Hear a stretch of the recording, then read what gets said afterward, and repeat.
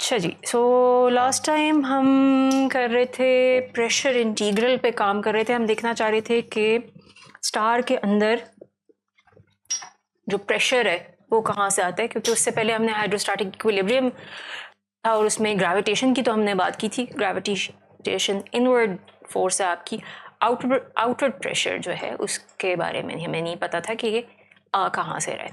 सो उसको अभी हम अब देखना चाह रहे हैं कि अच्छा इसके स्टार के अंदर जो पार्टिकल्स हैं, गैस के पार्टिकल्स हैं, उनसे क्या ताल्लुक है इस चीज़ का। ठीक है, वो प्रेशर कैसे क्रिएट करते हैं। तो हमने क्या कहा था कि इसके लिए हम जो एक्सरसाइज कर सकते हैं और स्टैटिस्टिकल मैकेनिक्स में या काइनेटिक थ्योरी में ऐसी ही यूजुअली तरीके से इसको कैलकुलेट किया जाता है, वो ये है कि अगर हम एक सिलेंडर लें तो उसकी एक साइड की जो आपकी साइड है ये वाली, ठीक है, और इसकी लेंथ डेल्टा एक्स है। यहाँ पे जो पार्टिकल्स मौजूद हैं वो इस पे किस तरीके से प्रेशर एग्जर्ट कर रहे हैं। ठीक है, और मैंने लास्ट टाइम ये कहा था कि स्टार के अंदर असल में सिलेंडर नहीं होगा, असल में उसकी वॉल से कुछ नहीं टकरा रहा होगा, बट हमें एक इक्विवेलेंट सिस्टम लेके उसकी वॉल्स पे प्रेशर कैलकुलेट कर सकते हैं। स्टार में भी फिर वही प्रेशर होगा। ठीक है, और मैंने ये भी कहा था कि एक्चुअली डायरेक्ट भी कैलकुलेशन की जा सकती है मोमेंटम फ्लक्स की टर्म्स में, पर वो थोड़े से ज़्यादा स्टेप्स आ जाते हैं। ये ज़्यादा आसान है और ये ज़्यादा स्टैंडर्ड है। ठीक है, तो लास्ट टाइम शुरू में एक चीज़ कैलकुलेट की थी। एक पार्टिकल है, अगर यहाँ पे एक पार्टिकल है, वो कितनी फोर्स एग्जर्ट करता है एक कोलिजन के दौरान, तो हमने निकाला था F1c is equal to Px Vx over delta x i delta T था ना, डेल्टा T1c Px Vx नहीं था, सॉरी Px था, Px था। ये एक कोलिजन का था। और फिर बाद में मैंने आपको कहा था कि हम एक्चुअली सिर्फ एक कोलिजन में कितनी फोर्स लग रही है इसमें नहीं इंटरेस्टेड, हम एक्चुअली उस टाइम को भी अपनी कैलकुलेशंस में शामिल करना चाहते हैं जब ये कोलाइड नहीं कर रहा। ठीक है, क्योंकि average force exerted by particle तो हमारी तभी एवरेज ओवर टाइम तभी निकलेगी जब हम वो वाला टाइम भी लें जब ये कोलाइड कर रहा है, और वो वाला टाइम भी लें जब ये कोलाइड नहीं कर रहा। ठीक है, वरना तो हम ओवर एस्टिमेट कर देंगे फोर्स। तो फिर मैंने दूसरी आपको निकाली थी और मैंने आपको कहा था कि एक्चुअली ये फोर्स टोटल जो ओवर एक पार्टिकल की एवरेज्ड ओवर वन कोलिजन, यूं करके जब पार्टिकल यहाँ से कोलाइड करके पूरा यहाँ पे सर्कल लगा के वापस आता है तो वो होगी यही, बट हम अब इसको इस पूरे टाइम से डिवाइड कर देंगे, क्योंकि इस पूरे इंटरवल में सिर्फ फोर्स तो वो उसी वक्त एग्जर्ट कर रहा है ना जब वो कोलाइड कर रहा है, उसके अलावा तो वो फोर्स नहीं एग्जर्ट कर रहा। ठीक है, सो इसलिए अब हमारे पास Px delta T Px over delta T आ जाता है। और मैंने डेल्टा T साथ में कैलकुलेट किया था लास्ट टाइम। डेल्टा T क्या आ रहा था, 2 डेल्टा x ओवर Vx आया था। सो इसको हम यहाँ पे जब डालते हैं तो हमारे पास आ जाता है Px Vx। अच्छा, यहाँ 2 भी था ना, यहाँ 2 था। सो 2 Px Vx over delta x ये 2 दोनों कैंसिल आउट हो जाएंगे। मैं बहुत ही क्विकली करा रही हूँ क्योंकि मैंने लास्ट टाइम सारा बहुत डिटेल में कराया है। ये अब हमारे पास जो आ जाती है ये थी force exerted by one particle over one cycle. One cycle का मतलब है कि यहाँ से कोलाइड किया उसने, फिर वो रिफ्लेक्ट होके चला गया यहाँ पे, फिर यहाँ से दूसरी वॉल से कोलाइड होके वापस आया और फिर एक सेकेंड कोलिजन किया। ठीक है, इस पूरे टाइम में चूंकि ये 2 कोलिजन्स के दरमियान का जो टाइम है ये ज़्यादा बड़ा है, ये वाला टाइम इस एक कोलिजन के टाइम से बहुत ज़्यादा बड़ा है, ये भी मैंने लिखा था बोर्ड पे। तो ये फोर्स कम होगी इस फोर्स के मुकाबले में, ठीक है, क्योंकि एवरेज ओवर टाइम है ये फोर्स, ठीक है। लगी उतनी है फोर्स, लेकिन वो एक छोटे से टाइम पे लगी है, ये एक बड़े टाइम के ऊपर लगी है।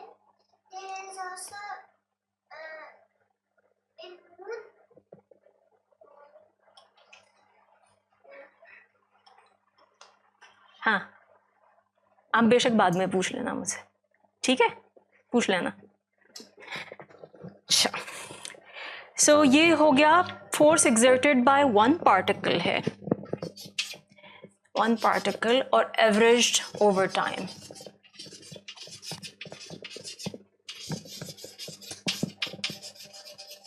ठीक है, ये एक साइकिल के ऊपर एवरेज की गई थी, बट इस तरह के बार बार आप जितने मर्जी साइकिल्स लगाएं, कोलिजन्स भी ऐड होते जाएंगे, साइकिल्स भी ऐड होते जाएंगे, तो एवरेज ओवर टाइम की वैल्यू यही आएगी, ठीक है। अब हम इंटरेस्टेड हैं मल्टीपल, सो स्टेप 2 तक पहुंच जाते हैं, अब ये स्टेप 3 है हमारा, ठीक है। स्टेप 3 होगा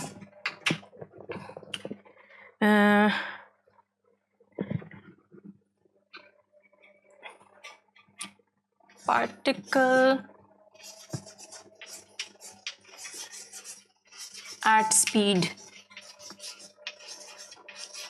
v,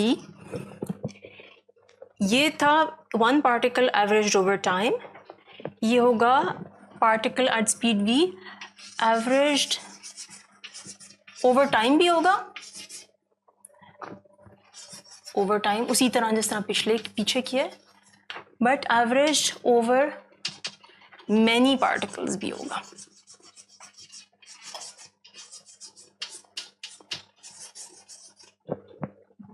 ठीक है। सो इसके पीछे पिक्चर क्या है जो हमें ज़हन में रखनी है।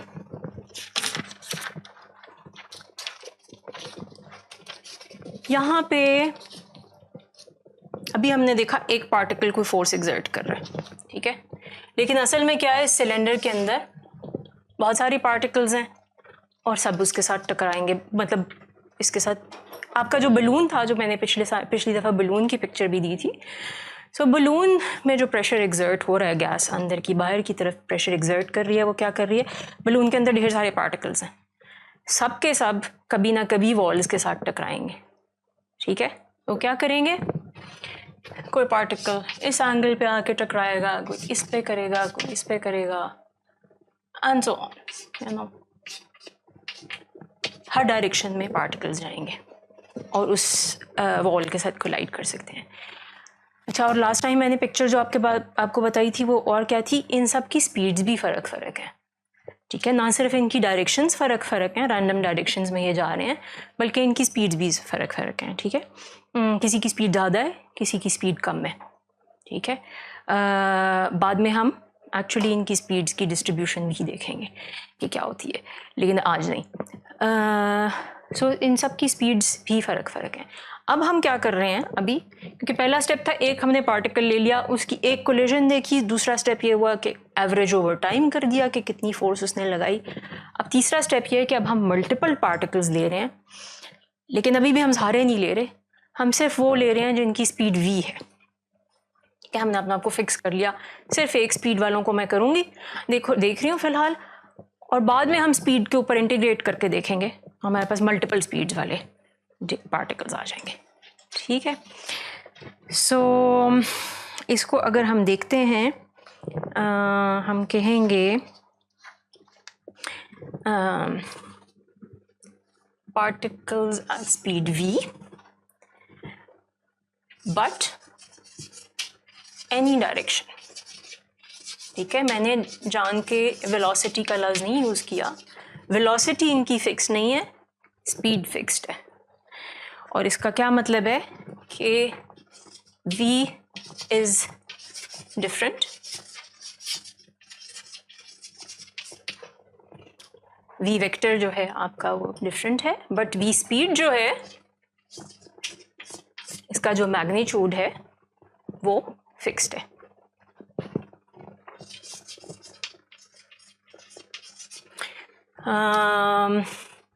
इसका क्या मतलब हुआ कि ये तो बहुत सारे पार्टिकल्स कोलाइड कर रहे हैं, अब हम इनमें से सिर्फ वो वाले ले रहे हैं जिनकी स्पीड कोई ख़ास वैल्यू रखती है, लेकिन डायरेक्शन किसी में भी आके वो इससे कोलाइड कर सकते हैं। सही है। और मैथमेटिकली अगर हम इसको लिखें तो इसका मतलब होगा कि जैसे पहला पार्टिकल है उसको हम लिख सकते हैं, उसकी वेलोसिटी है v1, वेक्टर में लिख रही हूँ उसका, और वो होगी v1x I plus v1 y j plus v1 z के। सेकेंड पार्टिकल होगा v2x I plus v2y j plus v2z के। और इसी तरह हमारे पास vn पार्टिकल्स हैं जिनकी vn x I प्लस इसी तरह बाकी सबकी स्पीड्स हैं, ठीक है, या सबकी वेलोसिटीज़ हैं। ये जो है ये जनरल लिखा है, ये फ़र्क स्पीड भी हों तब भी अप्लाई करता है ये वाला पार्ट। लेकिन सेम स्पीड होने का क्या मतलब है? स्पीड और इसका क्या ताल्लुक होता है? स्पीड ये होती है ना v इज इक्वल टू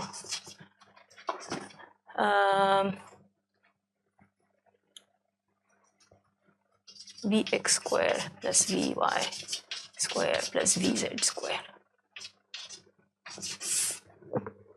यही होती है ना स्पीड। उसका मैंने नॉर्म ले लिया वेक्टर का, ठीक है।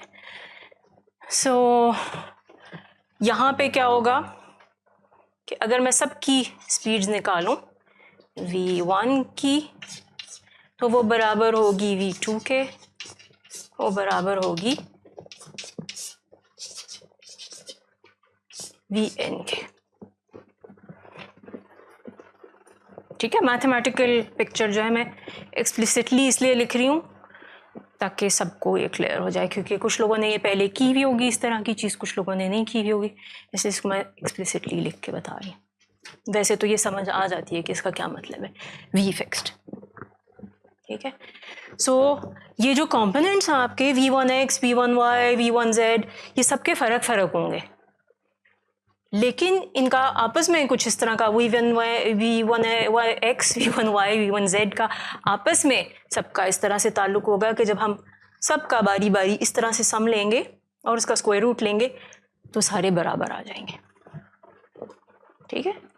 और प्रैक्टिकली इसका क्या मतलब है कि पार्टिकल्स जिस भी मर्जी से डायरेक्शन से आ रहा हूँ उतने ही मीटर, अगर उसकी इतने मीटर पर सेकंड स्पीड है उतने ही मीटर पर सेकंड से आ रहे हैं, लेकिन फ़र्क डायरेक्शन में जा रहे हैं। तो हमने फिक्स कर लिया है अपनी स्पीड को फिक्स कर लिया। और यहाँ पे मैं आपको अच्छा एक चीज़ मैं और कर दूँ, चूँकि मैंने v फिक्स किया है ना किसी ख़ास वैल्यू पे, ये मैं n के साथ यहाँ पे एक छोटा सा सबस्क्रिप्ट लगा रही हूँ, छोटा सा v लगा रही हूँ यहाँ पे,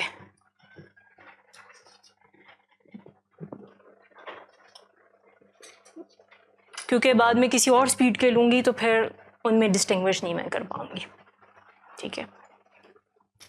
अच्छा,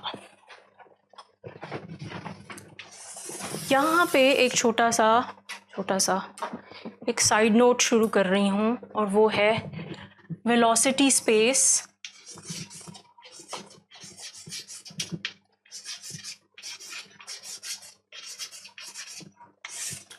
और मोमेंटम स्पेस की भी हम बात कर सकते हैं।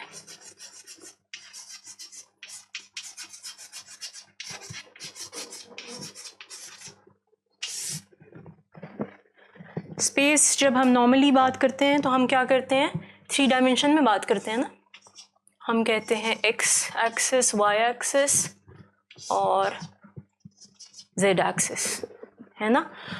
और हम कहते हैं कोई भी पोजीशन हम ले लें तो उसका कोई x कंपोनेंट है, ये x कंपोनेंट हो गया, ये उसका z कंपोनेंट हो गया, और ये जो ऊपर है ये y कंपोनेंट हो गया, ठीक है। पोजीशन हम किसी को भी हम अपने एक्सिस में प्लॉट करके देख सकते हैं, ठीक है। हम इसी तरह की स्पेस बना सकते हैं, कोई हमें रोक नहीं रहा, Vx, Vy और Vz की, ठीक है। अब यहाँ पे क्या प्लॉट हो रही है चीज़, वहाँ पे पोजीशंस प्लॉट हो रही थी, यहाँ पे वेलोसिटीज प्लॉट हो रही हैं, ठीक है। सो यहाँ पे अगर हम कोई पॉइंट लें तो वो एक वेलोसिटी को रिप्रेजेंट कर रहा है, यहाँ पे एक पॉइंट ले रहे थे तो वो एक पोजीशन को रिप्रेजेंट कर रहा था, ठीक है। यहाँ पे वेलोसिटी को रिप्रेजेंट कर रहा है, उसको भी हम ब्रेक डाउन कर सकते हैं उसी तरह अपने मुख्तलिफ कंपोनेंट्स में। तो ये हो जाएगा Vx, ये हो जाएगा Vz और ये हो जाएगा Vy, ठीक है। सो ये वेलोसिटी स्पेस है और ये यूज़फुल टूल है विजुलाइज करने के लिए कि आपके सिस्टम में क्या हो रहा है, ठीक है। आगे जो है मैं एक्चुअली फेस स्पेस की भी बात करूँगी जिसमें पोजीशन और वेलोसिटी मिला के किया जाता है, लेकिन अभी हम सिर्फ वेलोसिटी स्पेस की बात कर रहे हैं, ठीक है। ओके, इसको ऐसे करते हैं, यहाँ तक क्लियर है सबको, है ओके। तो यहाँ पे हम करते हैं इसको अभी अपनी आसानी के लिए सिर्फ 2 डायमेंशन में ड्रॉ करते हैं। सो Vx और Vy ड्रॉ कर लिया मैंने, ठीक है। अब ये यहाँ पे Vz आप सोच लेंगे थर्ड बोर्ड से बाहर निकल रहा है, लेकिन अगर 2 डायमेंशन में हम देख लें इसको अगर मैं आपको कहूँ कि ये वाला सिस्टम हम यहाँ पे ड्रॉ करना चाहते हैं, ये कौन सा सिस्टम है जिसकी स्पीड कांस्टेंट है, कंपोनेंट्स नहीं कांस्टेंट, ये कंपोनेंट्स हैं, ठीक है। Vx, Vy, Vz, तो कंपोनेंट्स नहीं कांस्टेंट, हर एक के कंपोनेंट्स बदल रहे हैं, किसी का कोई है, किसी का कोई है, किसी का कोई है, ठीक है। लेकिन ये वाला सम जो है हर किसी का कांस्टेंट है। कैसी शेप बननी चाहिए यहाँ पे, हाँ ये इशारा किसी ने किया है तो वो ठीक इशारा है। ये वाला फॉर्मूला किसकी याद दिला रहा है, किस फॉर्मूले की याद दिला रहा है, ज्योमेट्री में किस फॉर्मूले से मिलता जुलता है, स्फेयर के फॉर्मूले से मिलता जुलता है ना। स्फेयर का फॉर्मूला होता है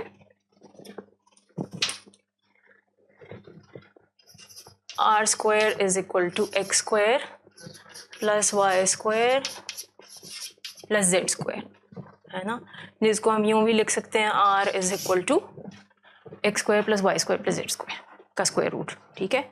और अगर ये 2 डायमेंशन में हम सिर्फ ले रहे हो, ये है स्फेयर, और 2D में हमारा सर्कल होता है r square is equal to x square plus y square, ऐसा ही है ना। तो अगर हम वेलोसिटी फिक्स की बात कर रहे हैं 2 डायमेंशन में, हमें क्या लिखना चाहिए, v square is equal to vx square plus vy square, सही है, सही है ना। तो फिर आपका फिक्स्ड वेलोसिटी वाली कौन सा शेप आ जाएगी यहाँ पे,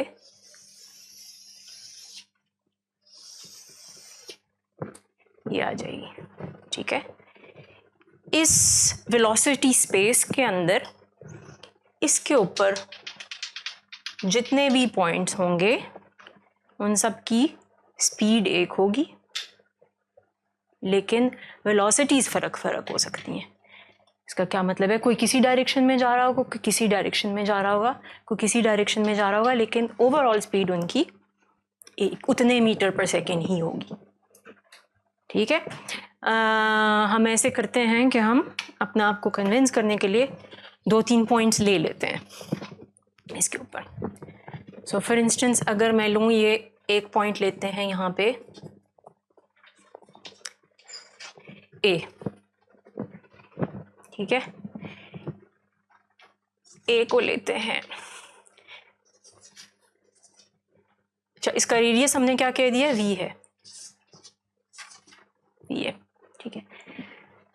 इसकी ए का वी एक्स कितना है,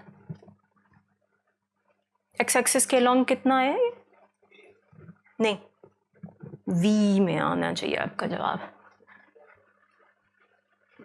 अलॉन्ग वी एक्स, ये जीरो है ना, यहाँ पे वी बढ़ रही है ना, वी एक्स बढ़ रही है, सॉरी यहाँ पे वी एक्स बढ़ रही है, यहाँ पे पहुंच के वी एक्स कितनी होगी,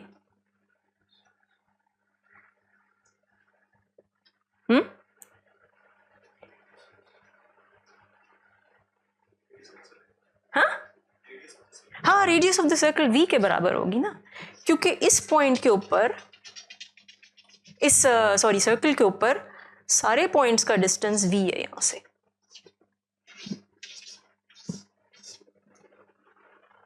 सही है ना, तो इसका डिस्टेंस यहां से भी वी होगा ना, सही है।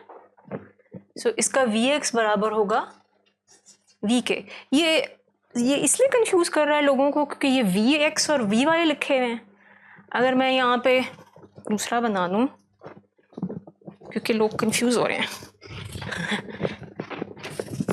अगर हम दूसरा सर्कल बना दें यहाँ पे,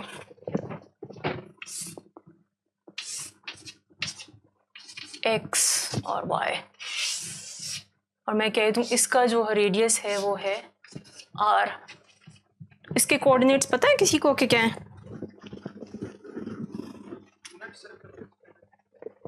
आर है रेडियस,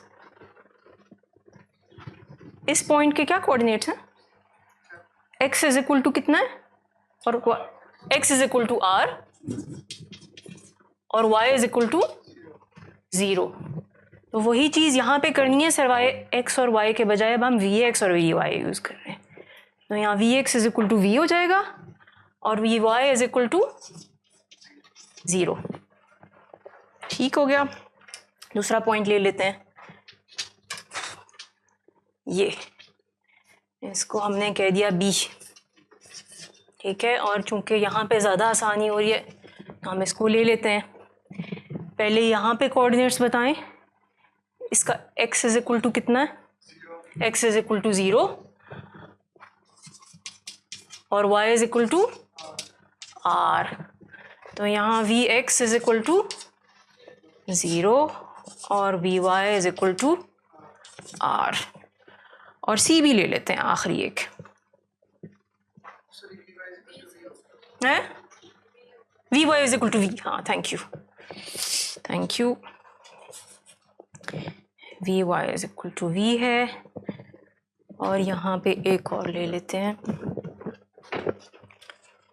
ये हो गया सी। तो सी के केस में क्या हो गया, x इज इक्वल टू, यहाँ पे ऊपर पहले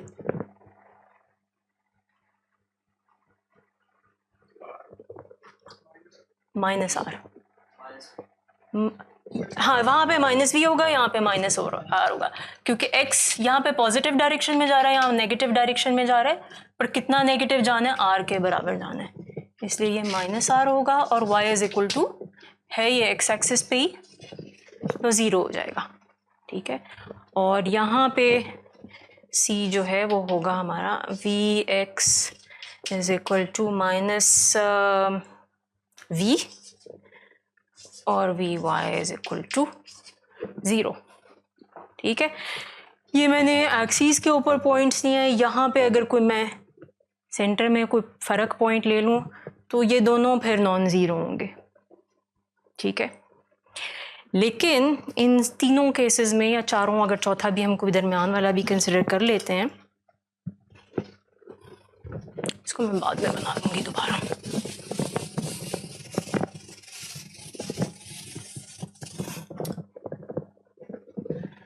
सो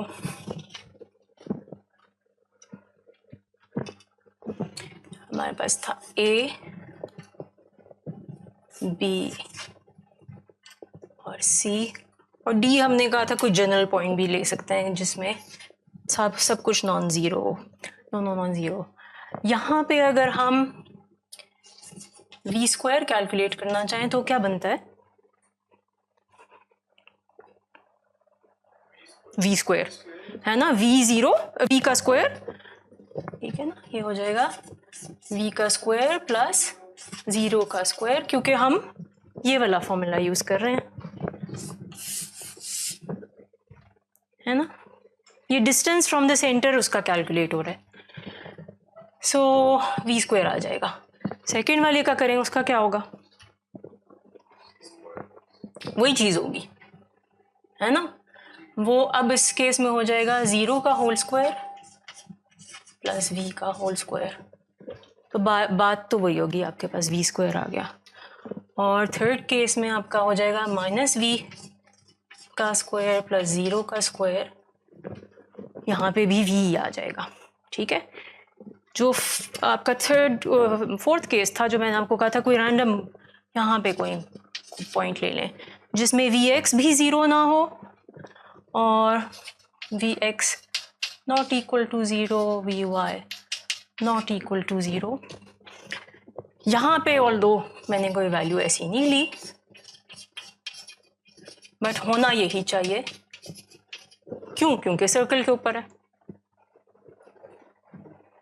ठीक है, ठीक है। तो फिक्स स्पीड लेने का ये मतलब है वेलोसिटी स्पेस के अंदर, ठीक है। इसके साथ ये अब टेबल सा एक तरह से हमारा बन गया, इसके साथ एक और काम करते हैं।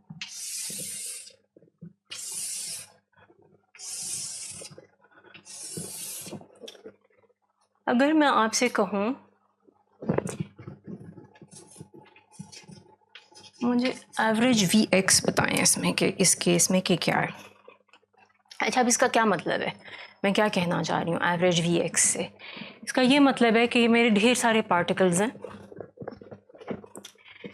सारे मैंने वो वाले लिए हुए हैं जो इन स्पीड्स पे हैं, ठीक है, बाकी ये जो दूसरे सब पार्टिकल्स हैं इनकी स्पीड कोई और है, उनको मैं इग्नोर कर रही हूँ, ठीक है। तो मैं फिक्स्ड स्पीड वाले पार्टिकल ले रही हूँ। और मैंने पिछले लेक्चर के शुरू में आपको बताया था हम पार्टिकल्स को एक जैसी डिस्ट्रीब्यूशन जैसा समझ रहे हैं, यानी हम कहते हैं ऑन द एवरेज एक तरफ जितने जा रहे हैं ऑन द एवरेज दूसरी तरफ भी उतना ही जा रहे हैं, हम कोई प्रेफरेंस नहीं इसमें ला रहे, ठीक है। जब तक हवा नहीं चल रही होती या इक्विलिब्रियम से नहीं कोई चीज़ें हटी हुई होती तो हमारी कोई प्रेफरेंशियल डायरेक्शन नहीं होती मूवमेंट की पार्टिकल्स की, एक तरफ उतने ही जा रहे होते हैं पार्टिकल्स जितनी उससे ऑपोजिट तरफ जा रहे होते हैं पार्टिकल्स। इसका मतलब ये है कि इस पूरे सर्कल के ऊपर इवनली डिस्ट्रीब्यूटेड पार्टिकल्स होने चाहिए, ठीक है, जितने इस तरफ जाते हुए पार्टिकल्स होंगे उतने ही इस तरफ जाते हुए पार्टिकल्स होंगे, ठीक है। अब इन सब ये बहुत सारे पार्टिकल्स हैं, एन वी के बराबर है बल्कि मैंने आपको बताया, ठीक है। इन सब की अगर मैं वी एक्स ले लूँ तो किसी की वी एक्स वी होगी, किसी की वी एक्स ज़ीरो होगी, किसी की वी एक्स कोई और वैल्यू होगी, सारी सबकी मुख्तलिफ वैल्यूज़ होंगी, ठीक है। अगर मैं आपसे कहूँ इसकी एवरेज वी एक्स क्या है इन सब की, तो मुझे क्या करना पड़ेगा, एक की वी एक्स ली, दूसरे की वी एक्स ली, तीसरे की वी एक्स ली, सबकी वी एक्सेस ले ली, उनको सम किया और उनको डिवाइड किया एन वी से, यही होगा ना, क्या वैल्यू आएगी, हाँ नहीं हाफ नहीं आएगी, ज़ीरो आनी चाहिए, क्यों क्यों ज़ीरो आनी चाहिए, क्योंकि जितने इधर हैं उतने ही उधर हैं, ठीक है ना, हाँ। सो वी एक्स आपकी ज़ीरो होनी चाहिए, ठीक है।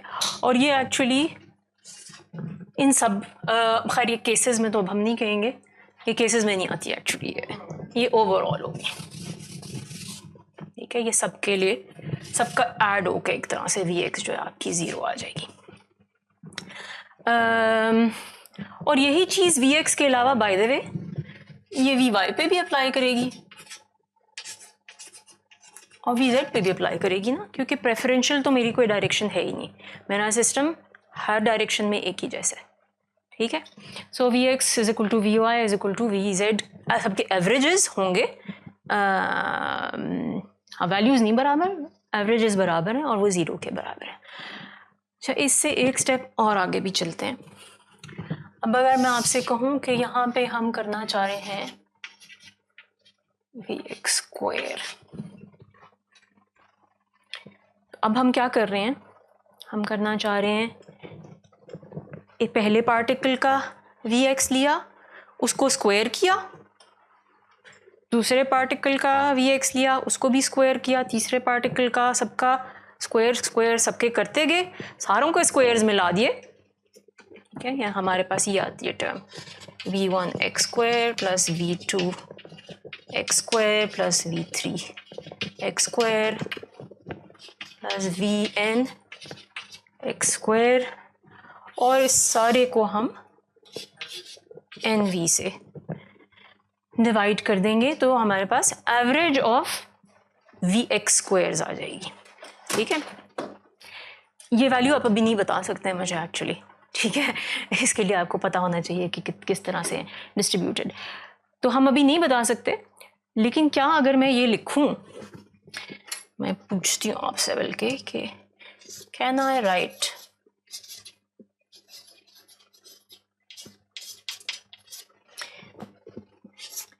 Vx एवरेज, Vx स्क्वायर का average is equal to Vy square का average is equal to Vz square का एवरेज? ये सवाल है। Can I write this?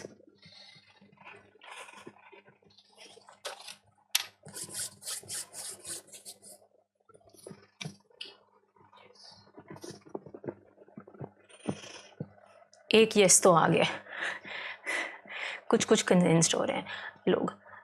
Yes है, यस। क्यों? क्योंकि सारी डायरेक्शंस एक ही जैसी हैं। ठीक है, इसमें किसी हमने कहा नहीं है एक डायरेक्शन में कोई ख़ास फ़र्क चीज़ हो रही है।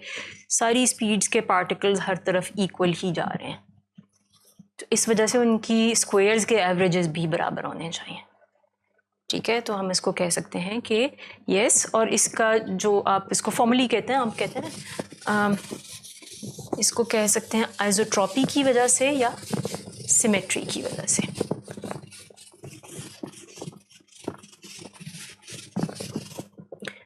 तो इसका जवाब हम लिखते हैं यस, आइसोट्रॉपी। आइसोट्रॉपी का क्या मतलब है? हर डायरेक्शन में सिस्टम एक ही जैसा है। ठीक है, तो चूंकि कोई आपकी प्रेफरेंशियल डायरेक्शन नहीं है, इस वजह से हम ये लिख सकते हैं। अच्छा,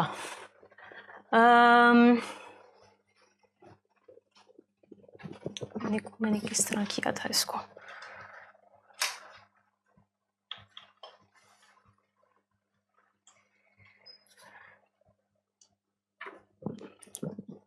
सपोज करें मैं इस चीज़ को कह दूं कि ये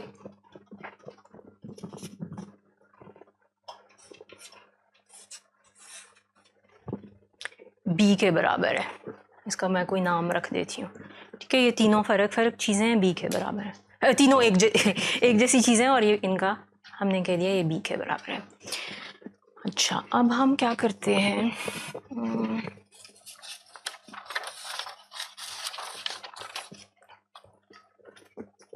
ये वाला फॉर्मूला हमारे पास है, ये वाला कि v जो है v square is equal to vx square plus vy square plus vz square. Generally speaking जो है ये ट्रू है, पहले पार्टिकल के लिए अलग से ट्रू है, सेकंड पार्टिकल के लिए अलग से ट्रू है।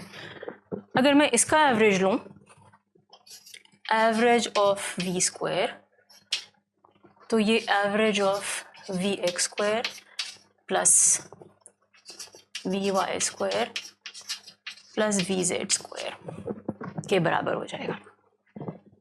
ठीक है, अच्छा, यहाँ पे जिन लोगों को एवरेजेस करने की आदत है वो मुझे डायरेक्टली बता सकते हैं कि एक्चुअली हर एक के एवरेज के अलग भी बराबर होगा। लेकिन वही वाली बात है, चूँकि हम पहली दफ़ा कर रहे हैं और चूँकि ये मैं चाह रही हूँ कि ये कुछ कॉन्सेप्ट जो हैं अच्छी तरह बैठ जाए, मैं इसलिए इसको खोल के भी लिख के दिखाना चाहती हूँ आपको। ठीक है, मैंने यहाँ पे अलग पार्टिकल्स के लिखे हुए थे, वो आप जहन में रखें, और इसको खोल के फ़िलहाल मैं आपको बताती हूँ कि क्या इसका मतलब है। v का एवरेज लिया हमने, है ना, तो यहाँ पे हमने लिखा हुआ था v1x बराबर है v1xi plus v1yj plus v1zk के। तो हम क्या करेंगे, v1 स्क्वायर, पहले पार्टिकल की वेलोसिटी का स्क्वायर, सेकंड पार्टिकल की वेलोसिटी का स्क्वायर प्लस थर्ड पार्टिकल की वेलोसिटी, और इसी तरह से nth पार्टिकल की वेलोसिटी का स्क्वायर, उसको हम nv के बराबर कह रहे हैं। ये हमारी लेफ्ट हैंड साइड है, ठीक है ना। उसको हम nv से डिवाइड कर रहे हैं और हम उसको कह रहे हैं ये इसके बराबर है। ये हमारी लेफ्ट हैंड साइड है। राइट हैंड साइड को भी खोल के लिखती हूँ।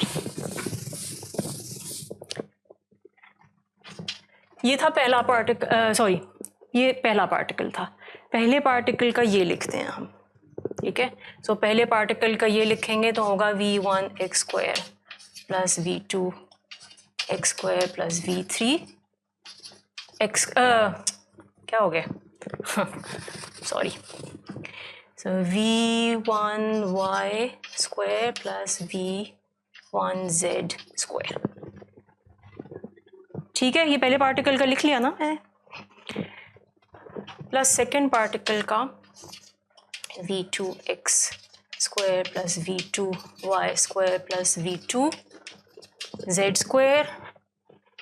इसी तरह सारे पार्टिकल्स का मैं लिखती गई, और nth पार्टिकल पे vn x square plus vn y square plus vn z square, ठीक है। ये अभी सम किया है इन सब के हमने, पर हमने एवरेज निकालनी है। एवरेज निकालने का क्या मतलब है कि इस पूरे को हम 1/nv से डिवाइड कर देंगे। 360 नहीं है, 360 से ज़्यादा भी हो सकते हैं, कम भी हो सकते हैं, ठीक है। 1 डिग्री का एक, आप 360 इसलिए कह रहे हैं कि 1 डिग्री का एक पार्टिकल कह रहे हैं ना, पर ज़रूरी नहीं है 1 डिग्री पे एक पार्टिकल हो। कुछ पे स्किप भी हो सकते हैं, कुछ पे ज़्यादा भी हो सकते हैं। 360 नहीं है, n कोई भी नंबर है, nv एक कोई नंबर है। 1000 भी हो सकते हैं, 1 मिलियन भी हो सकते हैं, 100 भी हो सकते हैं, ठीक है। बट बहुत ज़्यादा बड़ा नंबर होगा यूजुअली, 100 नहीं होंगे, 100 से ज़्यादा होंगे। सही हो गया ये स्टेप।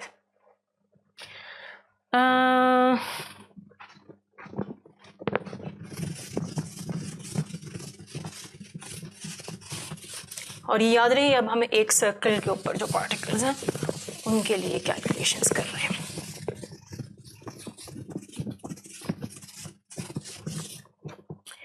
अच्छा, यहाँ पे अब 2 चीज़ें करते हैं। पहले तो इस साइड को थोड़ा सा सिंप्लीफाई करते हैं, लेफ्ट हैंड साइड को, ठीक है।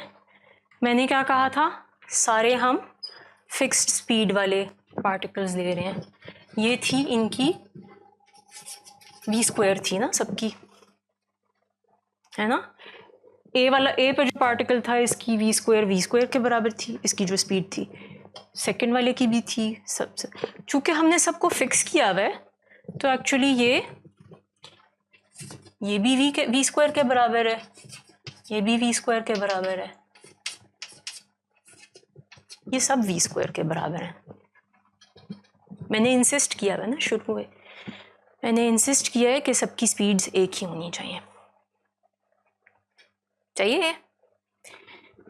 सो इस वजह से मैं इस साइड को लिख सकती हूँ, ये लेफ्ट हैंड साइड आपकी हो जाएगी, कितने सारे हैं ये, nv हैं, है ना। तो ये हो जाएगा nv टाइम्स v स्क्वायर, और चूंकि हम पूरे को डिवाइड कर रहे थे 1/nv से, तो ये बराबर आ जाएगा v स्क्वायर के बराबर, ठीक है। उसकी एवरेज जो है वो v स्क्वायर ही है, जो कि होनी भी चाहिए, क्योंकि सारों की अगर v स्क्वायर वैल्यू है तो फिर सब उनकी एवरेज भी v स्क्वायर ही होनी चाहिए, ठीक है। बट ये मैथमेटिकली खोल के मैंने दिखाना था, इसलिए मैंने करके किया। अच्छा, अब राइट हैंड साइड को देखें।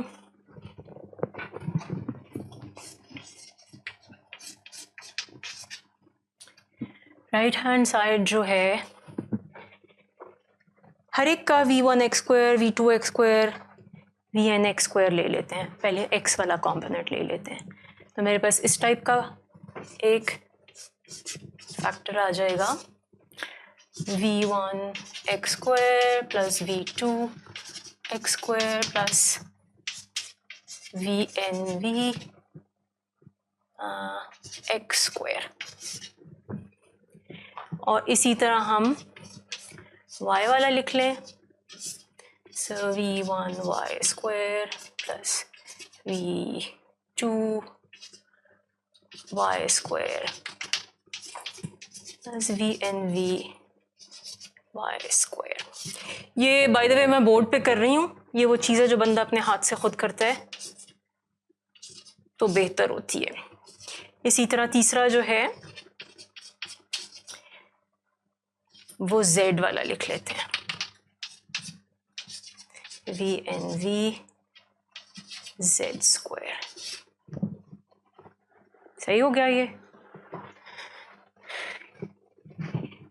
ये किस चीज़ के बराबर है, ये वाला टर्म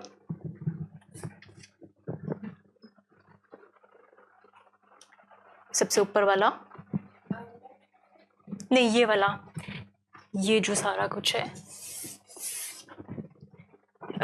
इंक्लूडिंग ये फैक्टर, ये किस चीज़ के बराबर है? हाँ, एवरेज किस चीज़ का एवरेज? x, हाँ वी एक्स स्क्वायर का एवरेज।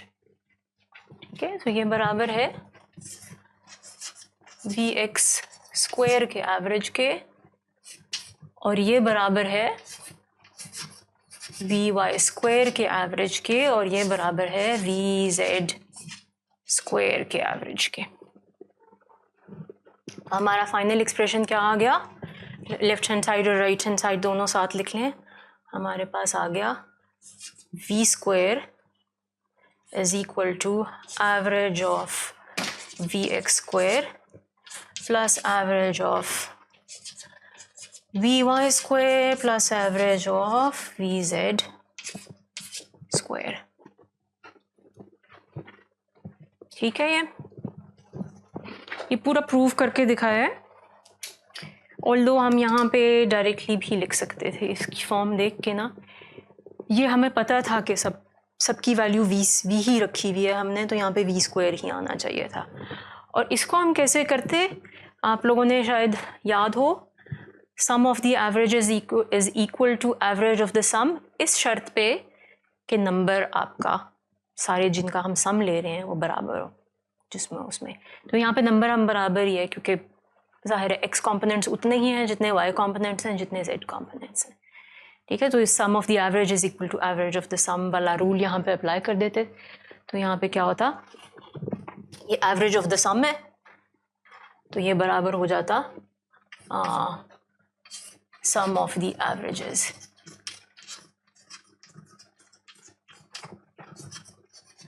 अगर ये नहीं रूल याद आ रहा तो ये पढ़ा होगा किसी वक्त, ये मेरे ख्याल में मैट्रिक में पढ़ा होता है या पता नहीं कब पढ़ा होता है। ठीक है, बट ये खोल के भी हमने देख लिया, एक एक पार्टिकल का ऐड करके देखा। और वो वंस अगेन, अगर क्योंकि हर बंदे का फ़र्क होती है, प्रोसेसिंग का तरीका फ़र्क होता है। मैं जब स्टूडेंट थी, अभी भी मुझे जब तक मैं ख़ुद नहीं लिख के देखती तो मुझे नहीं मज़ा आता, मुझे वो लगता है पता नहीं क्या किया यहाँ पे। ये वो चीज़ है जो मैं एडवाइज़ करूँगी कि आप ख़ुद एक दफ़ा लिख के ज़रूर करके देखें। एक दफ़ा कर लिया पूरी ज़िंदगी के लिए समझ आ जाएगा। ठीक है, इस पे ना रिलाई करेंगे, खाली ये बोर्ड पे शो हुआ है। सो ये हमारा आ गया यहाँ पे ये रिज़ल्ट। इसको मैंने कहा था, एक एक टर्म को मैंने कहा था ये बी के बराबर हो जाए। हमने कहा था ये सारे बराबर हैं एक दूसरे के, है ना। और हमने कहा था चलो इसको एक नाम दे देते हैं, उसको हम कहते हैं बी। तो ये क्या हो जाएगा, ये हो जाएगा बी प्लस बी के बराबर, है ना। और बाय द वे यहाँ से पीछे से आ रहा है मेरे पास, वैसे इसकी ज़रूरत नहीं है। ठीक है, सो बी के बराबर आ गया, और आपके पास आ गया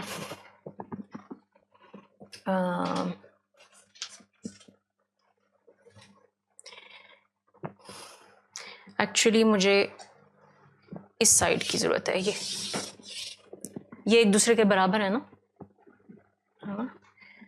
तो हम इसको कैसे कैसे करूँ मैं ठहरे, पहले मैं इसको यूँ लिखती हूँ।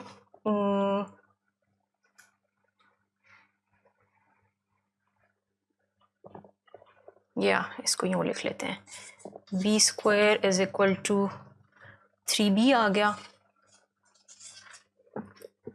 3b के बराबर आ गया है ना। और b जो है वो हमारा, ये थोड़ा सा मैं उल्टे तरीके से कर रही हूँ बट होपफुली आपको समझ आ जाएगा। v square is equal to 3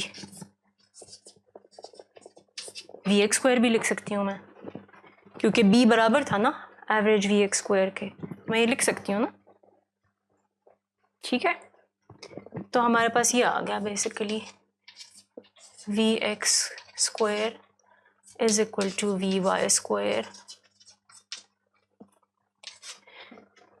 is equal to vz square is equal to v square over 3। इसको बस उलट दिया मैंने, है ना। vx square average is equal to v square over 3, इसी तरह vy square average is equal to v square over 3, और इसी तरह z वाले कंपोनेंट का भी v स्क्वायर ओवर 3 के बराबर आ है। तो एक्चुअली ये हम निकाल सकते हैं यहाँ पे, ठीक है। एवरेज ऑफ vx निकाला था, वो तो हमने डायरेक्ट आइसोट्रॉपिक वाला अपना आर्ग्यूमेंट यूज़ करके हमने बता दिया था एवरेज ऑफ vx क्या है। But average of vx square भी हम निकाल सकते हैं, अभी हमने निकाल के दिखाया है, और वो क्या है, v स्क्वायर ओवर 3, ठीक है। सो ये वाला स्टैटिस्टिकल मैकेनिक्स में बहुत दफ़ा यूज़ होता है, ये 3 का फैक्टर आ जाता है आपकी कैलकुलेशंस में, और ये बहुत सी जगहों पे यूज़ होता है। सो ये एक दफ़ा समझ ले बंदा। अच्छा, अब वापस आते हैं अपने प्रेशर की कैलकुलेशंस पे। यहाँ पे तो नहीं अभी कोई सवाल?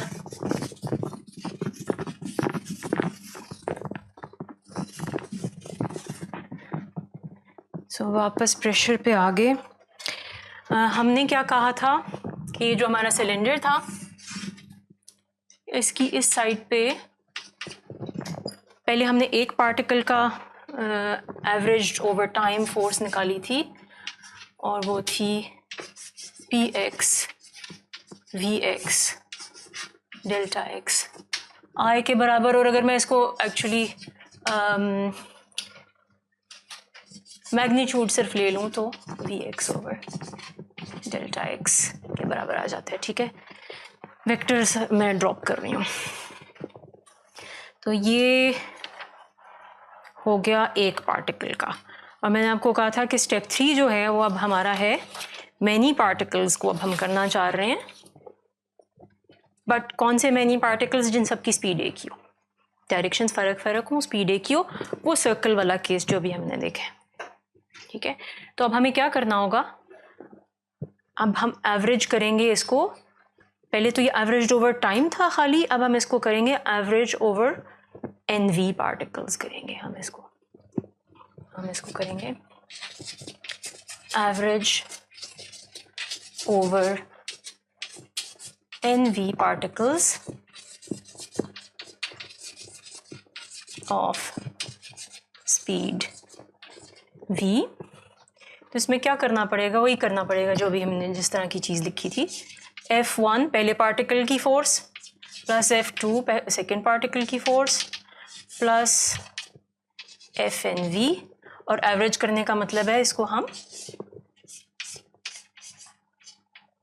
1/NV से डिवाइड कर देंगे, है ना। ये एक साइड होगी, और दूसरी साइड पे भी हम यही करेंगे। अच्छा, यहाँ पे मैं एक चीज़ कर रही हूँ, मोमेंटम की क्लासिकल डेफिनेशन ले रही हूँ मैं। P is equal to mv, ठीक है। ये क्लासिकली ट्रू है। रिलेटिविस्टिक स्पेशल रिलेटिविटी जिन लोगों ने पढ़ी हुई है उनको पता है, यहाँ पे एक एक्चुअली गैमा का फैक्टर भी आता है, ठीक है। लेकिन हम क्लासिकली कर लेते हैं, बट जो रिज़ल्ट मैं क्लासिकली निकालूंगी वो एक्चुअली वैलिड होगा, रिलेटिविस्टिक केस में भी वैलिड होगा। फैक्टर्स यही होंगे आपके, ठीक है। तो P is equal to m v करके मैं ये लिख सकती हूँ, is equal to m v x square over delta x, ठीक है ना, क्योंकि मैंने पी एक्स की जगह एम वी एक्स लिख दिया, ठीक है, which implies px is equal to mvx, और ये हो गया क्लासिकली।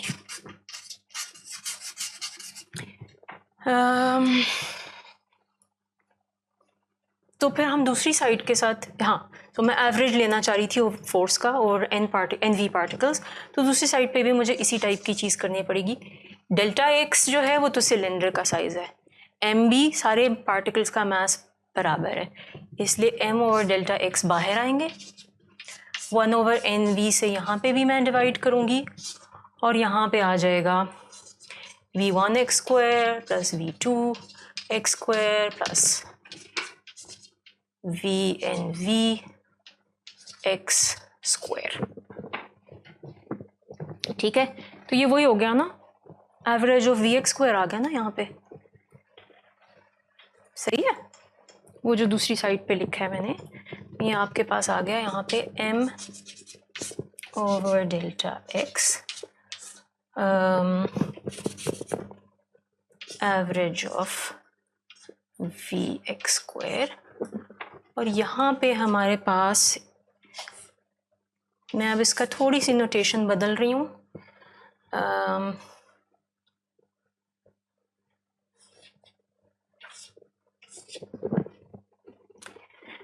एवरेज फोर्स आ गई, मैंने उसको फंक्शन ऑफ v इसलिए लिखा है क्योंकि वो v वाले पार्टिकल्स जो हैं उनके लिए मैं कैलकुलेट कर रही हूँ, ठीक है। अब क्या करें, यहाँ पे वो वैल्यू डाल दें, है ना, तो ये वैल्यू आ गई हमारे पास m v square over delta x,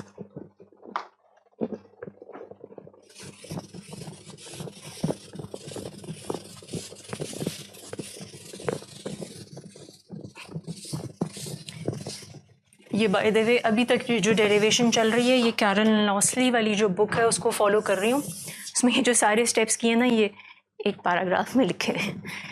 सो अच्छा, इसको वापस मोमेंटम में, मैं एक वी को मैं मोमेंटम में कन्वर्ट कर रही हूँ, ठीक है। सो एवरेज आपकी फोर्स आ गई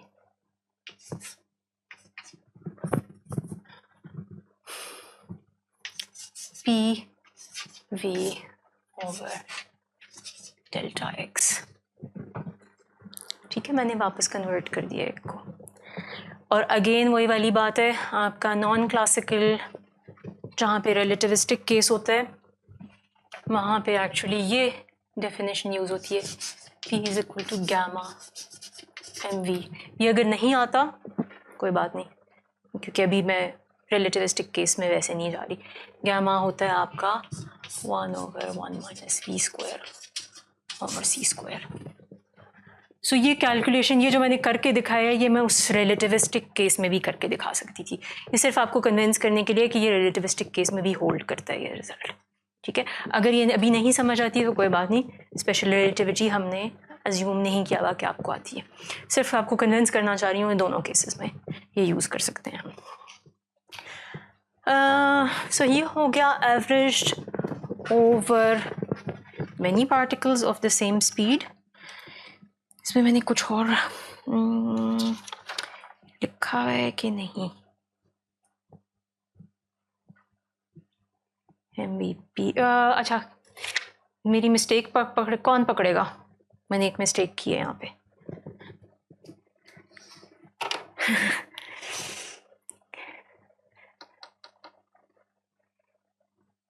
यहाँ से यहाँ एक मिस्टेक हुई है,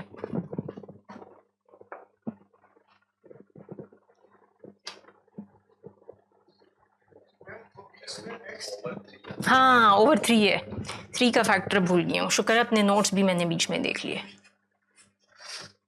ठीक है 1/3, ठीक है।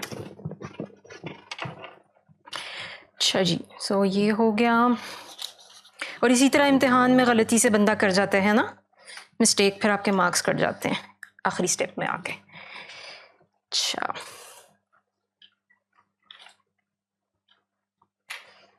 ये हो गया, ठीक है। सो अब हमने इसको एवरेज कर लिया है ओवर बहुत सारे पार्टिकल्स, NV पार्टिकल्स, जिन सब की स्पीड v थी। अब हम इसको एक रेंज ऑफ स्पीड्स पे पहले इसको लिखते हैं, ठीक है। सो रेंज ऑफ स्पीड वाली बात जो है, पहले ये इसको भी थोड़ा सा समझते हैं कि क्या है। सो ये जो NV मैंने यूज़ किया था ना, ये मैंने कहा था v स्पीड पे पार्टिकल 1, पार्टिकल 2, और फिर मैंने कहा था ये NV तक जा रहा है, ठीक है। ये NV जो है ये मैंने एक टेम्परेरी एक्चुअली टूल के तौर पे यूज़ किया था। मैंने कहा था सपोज करें इस तरह से हो, और फिर मैंने आपको वो सर्कल बना दिया था और मैंने कहा था उस सर्कल के ऊपर NV पार्टिकल्स आपके इवनली डिस्ट्रीब्यूटेड हैं, ठीक है।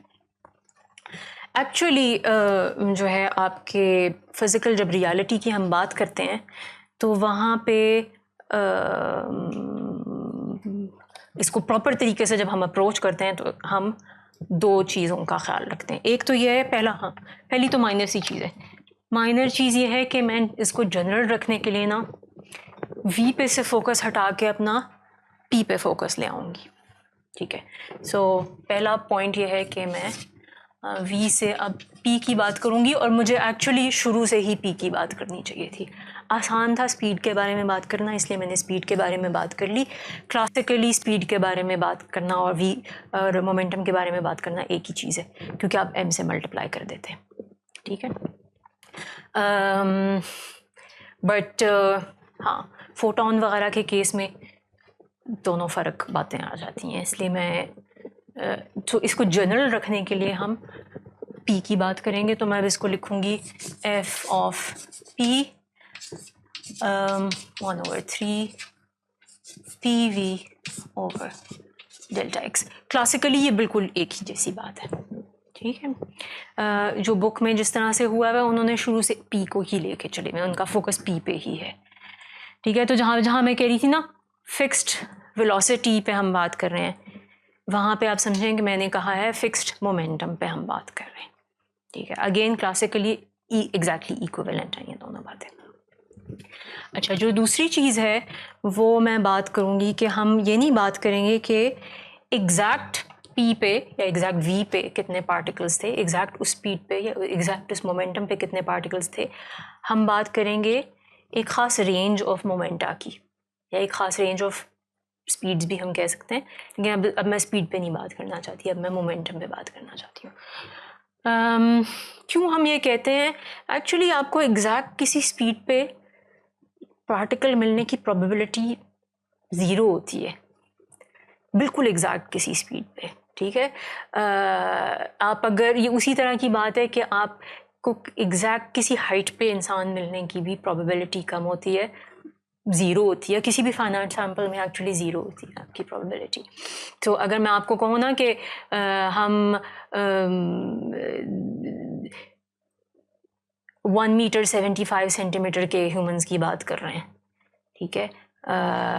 सो 1 मीटर 75 सेंटीमीटर्स के ह्यूमंस हम नाप लेंगे, लेकिन हमें पता है कि उसमें ±1 सेंटीमीटर होगा। 175 और 176 के दरमियान के लोगों को हम 175 पे क्लासिफाई कर रहे होंगे, ठीक है। अगर सेंटीमीटर से हम मिलीमीटर्स में भी नापना शुरू हो जाए तो फिर वो 1 मिलीमीटर के अंदर आपको मिलेंगे, ठीक है। सो और अगर मिलीमीटर से आप कर लें, छोटे पे चले जाएं तो नैनोमीटर पे तक जा सकते हैं हम, पिकोमीटर, जिस मर्जी तक आप चले जाएं।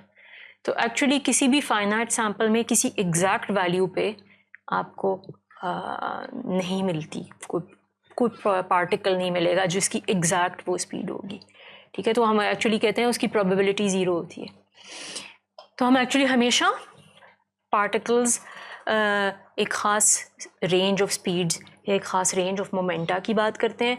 ह्यूमंस में भी जब हम कहते हैं ना इतनी हाइट के लोग, असल में हम कह रहे होते हैं 175 और 176 के दरमियान के लोग, ठीक है। तो रेंज की बात हम करते हैं। सो इसलिए अब हम करेंगे हाँ, हम कहेंगे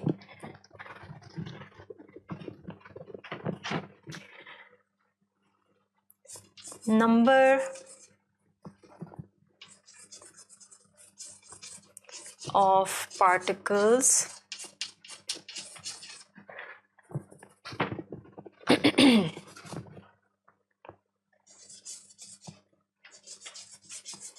with momenta between P and P plus dP, ठीक है। अगर हाइट्स की हम बात कर रहे होते तो हम कहते H और H plus DH, ठीक है। 175 और 1 सेंटीमीटर उसमें मज़ीद ऐड कर रहे हैं। सो 175 और 176 सेंटीमीटर के दरमियान की रेंज में हम जितनी भी हाइट्स की बात कर रहे हैं। तो यहाँ पे हम मोमेंटा की बात कर रहे हैं, ऐसे पार्टिकल्स जिनकी मोमेंटम हर एक का P और P plus dP के दरमियान हो। अगर हम वापस अपनी वेलोसिटी स्पेस में चले जाएं तो इसका ये मतलब होगा, अब ये velocity space by the way ये मोमेंटम स्पेस बन गई है, px और py, ठीक है। ये सारे वो थे जिनकी वैल्यू p थी, एक ख़ास v मैंने v उस वक्त ड्रॉ किया था, बट एक ख़ास वैल्यू p है। बट अगर हम एक रेंज की बात करना चाह रहे हैं तो हमें क्या करना पड़ेगा, यहाँ पे हम एक छोटी सी रिंग ले लेंगे,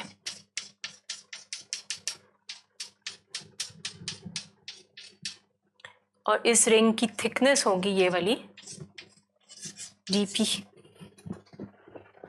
ठीक है। तो अब हम वो सब पार्टिकल्स दे रहे हैं जो वेलोसिटी स्पेस में, ये इसका रेडियस जो है ये यहाँ पे p है, और ये रेडियस p से लेकर p plus dp तक जा रहा है। तो अब हम एक थिन सा रीजन यूज़ कर रहे हैं वेलोसिटी स्पेस के अंदर। 3 डायमेंशन में ये शेल होगा, ठीक है, जहाँ पे px भी हम py pz भी हम शामिल कर रहे होंगे। सो अगर ये number of particles with momenta between p and p plus dp मैं कहना चाह रही हूँ, तो मैं इसको नाम देती हूँ, मैं इसको कहती हूँ let this be dn p equal to n of p dp,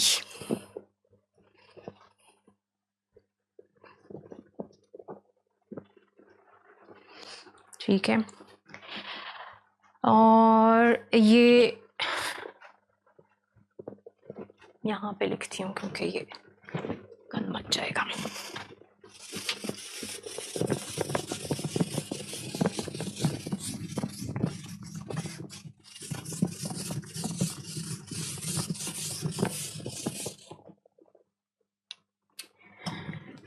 Then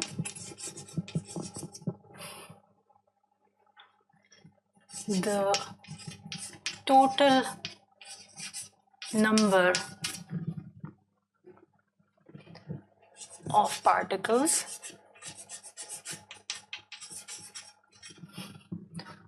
of all momenta, अब ये पहली दफा मैंने तमाम मोमेंटा का, वो क्या होगा,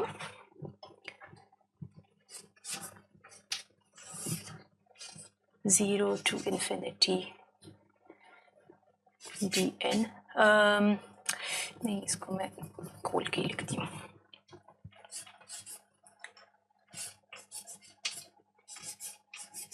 dp। क्यों, ठीक है। ये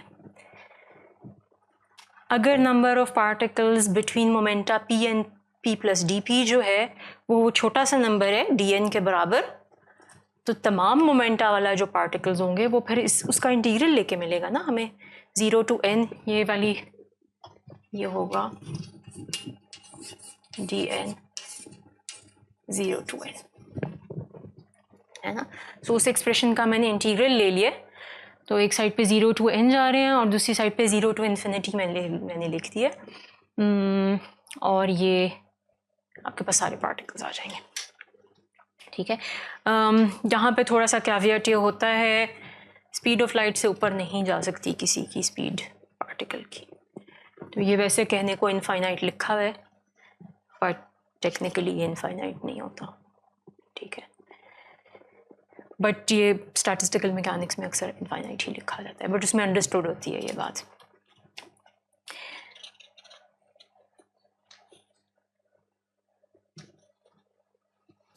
अच्छा, यहाँ पे क्विकली थोड़ा सा इसके यूनिट पे भी बात कर लेनी चाहिए कि हम किन यूनिट्स में बात कर रहे हैं। इसके यूनिट्स अगर ये हैं, ये अगर नंबर ऑफ पार्टिकल्स है,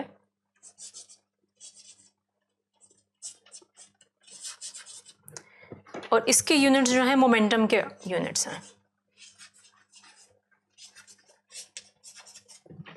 तो ये जो एन पी है, एन ऑफ पी, इसके क्या यूनिट्स होने चाहिए?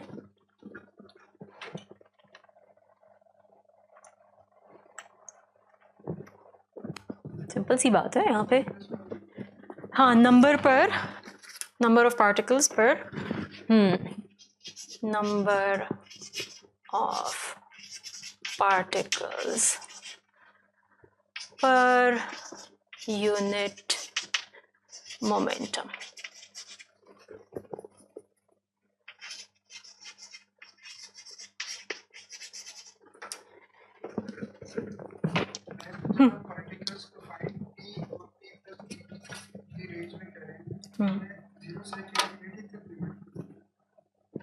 नहीं, ये ऑल है, वो सिर्फ पी और पी प्लस डी पी के दरमियान थे। बट अगर हम सबको देखना चाहें, जो पी और पी प्लस डी पी आपका, अब हम क्या कर रहे हैं यहाँ पे वेलोसिटी स्पेस में, अब हम यहाँ से स्टार्ट कर रहे हैं और सारी स्पेस ले रहे हैं,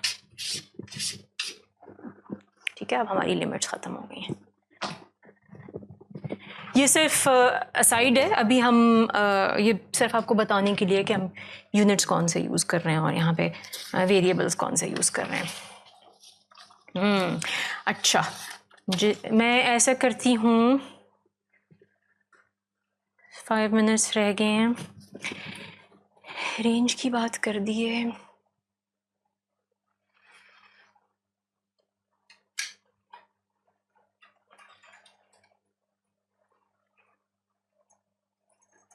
चलिए मैं आपको फॉर्मूला लिख देती हूँ, और इस पे अगर कोई थोड़ा सा इसको दोबारा एक्सप्लेन करना होगा नेक्स्ट टाइम, वो मैं बता दूँगी।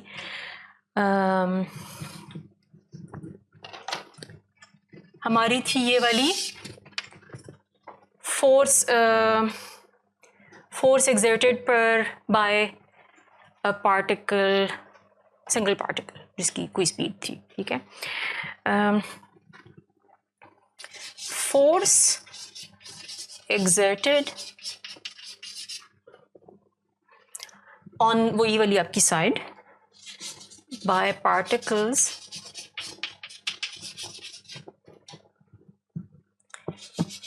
with momenta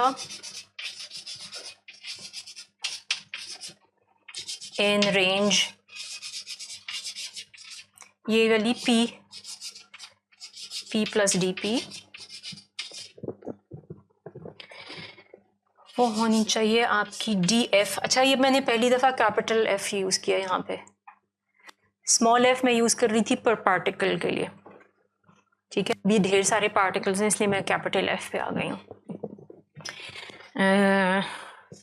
ये हो जाएगा सिंगल पार्टिकल की फोर्स एवरेज टाइम्स dn, यानी एक पार्टिकल जो एवरेज अपनी फोर्स लगा रहा है वो टाइम्स नंबर ऑफ पार्टिकल, और ये बराबर हो जाएगा 1/3 NP